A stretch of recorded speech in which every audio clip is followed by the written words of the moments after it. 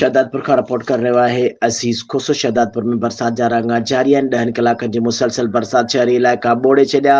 बना ॿारहा हिकु थी विया। शहरी ज़िंदगी मफ़लूज थी वई। इन सिलसिले में शहदादपुर ऐं आसपास वारनि इलाइक़नि में 10 कलाकनि खां पवंदड़ बरसात सबबि समूरो शहर पाणीअ जी लपेट में अची वियो। मक़ामी इंतिज़ामिया पारां 90 मिलीमीटर बरसात रिकॉर्ड कई वई। शहर जे स्टेशन रोड, हाला चौक, इस्पताल चौक, मदरसा रोड, अलहयार टाउन, नई बस्ती सोसाइटी पाड़ो, शरीफ बंगलो, सोनी नगर पाड़ो, हरदासपुर, जानीपुर पाड़ो समेत मुख्य रोडनि ऐं रस्तनि ते बरसाती पाणी बीहजी वियो। बरसात सबबि रोडनि तां गाॾियुनि जी आमदोरफ़्त मुअतल थी वई, जॾहिं त मवासिलाती निज़ाम धरम भरम थी वियो आहे। फ्लड रिलीफ फोकल पर्सन तौरु इंतिज़ामिया पाणी नेकाल लाइ को बि तहरुक न वरितो। ॿिए तरफ़ हेस्को इंतिज़ामिया तरफ़ां बिजली जी बंदिश ऐं गैस जो प्रेशर बि घटिजण सबबि शहरियुनि जा अहंज ॿीणा थी विया आहिनि। होॾां ज़रई ज़मीननि में बरसाती पाणी बीहण सबबि फसलुनि खे कापारी धकु लॻण सबबि हारी नारी तबिको परेशानीअ में मुब्तला थी वियो आहे।